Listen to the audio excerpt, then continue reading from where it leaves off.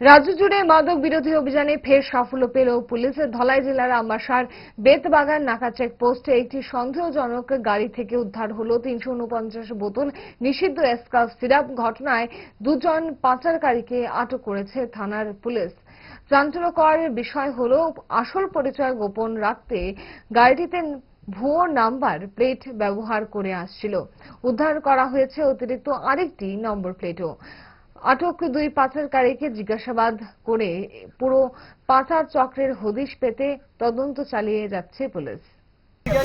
Ambassa police স্টেশনের কাছে একটা খবর আসে যে সাদা কালারের টাটা কার একটা ভেহিকল আসছে আউটসাইড স্টেট থেকে, ধর্মনগর দিক থেকে। তো সেখানে কন্টামিনেটর থাকতে পারে। অ্যাকর্ডিংলি আমরা তল্লাশি চালাই, গাড়ি তল্লাশি চালিয়ে আমরা এসকাপ কফ সিরাপ উদ্ধার করি, সঙ্গে 1 কেজি গাঁজা।